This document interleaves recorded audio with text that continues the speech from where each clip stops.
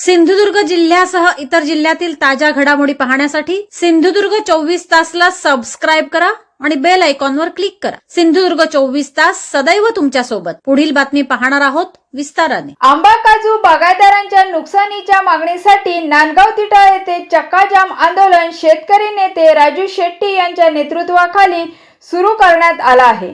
11:10 महामार्गावर ठिय्या आंदोलन मांडण्यात आलं आहे। जोपर्यंत मागण्या मान्य होत नाही तोपर्यंत उठणार नाही असा इशारा आंदोलकांनी दिला।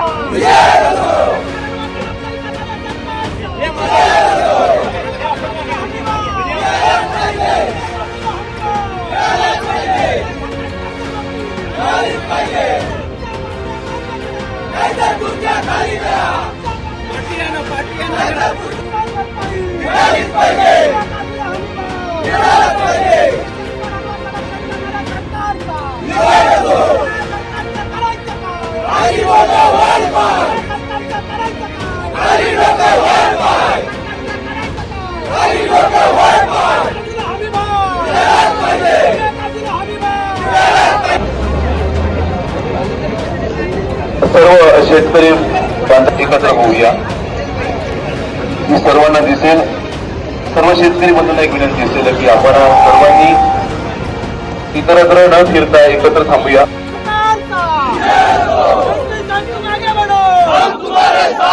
शेतकऱ्यांना नुकसान भरपाई, शेतकऱ्याला नुकसान भरपाई, आमच्या मागण्या मान्य करा, आमच्या मागण्या मान्य करा।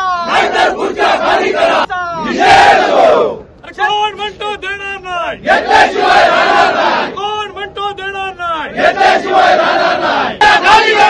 कोण म्हणतो देणार नाही।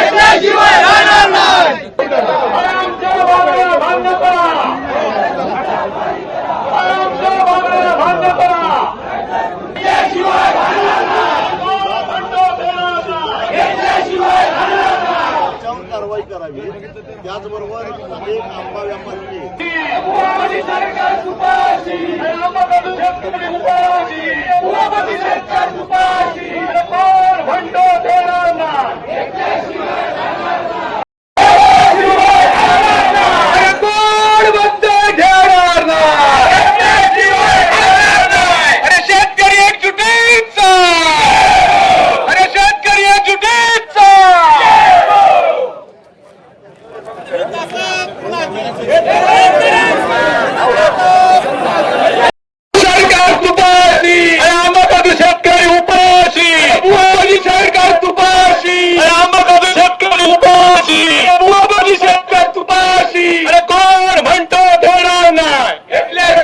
झाले, त्यानंतर तुमचे नुकसान बघायचं, विमाच्या संरक्षणाचे पैसे तुम्हाला कसे काय मिळतील, ही कशामुळे हडले हे तुम्ही जाणून घेतलंय का?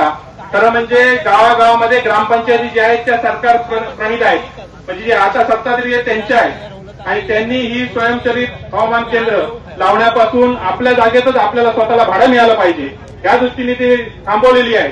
त्यामुळे लवकरात लवकर कृषी अधिकारी जर इथे आले आम्हाला विनंती करायची आहे की स्वयंचलित हवामान केंद्र लागली पाहिजे, तरच तुम्हाला विम्याचे पैसे मिळतील या ठिकाणी। त्यामुळे ग्रामपंचायत मध्ये जी काय जीआर आलाय त्या पद्धतीने तुम्ही काम करा।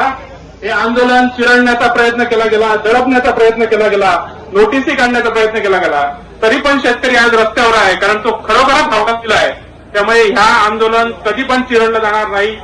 जोपर्यंत न्याय मिळत नाही तोपर्यंत आम्ही राजू शेट्टी साहेबांबरोबर आहोत आणि राहणार। सिंधुदुर्ग जिल्ह्यासह इतर जिल्ह्यातील ताज्या घडामोडी पाहण्यासाठी सिंधुदुर्ग 24 तासला सबस्क्राइब करा आणि बेल आयकॉनवर क्लिक करा। सिंधुदुर्ग 24 तास सदैव तुमच्या सोबत।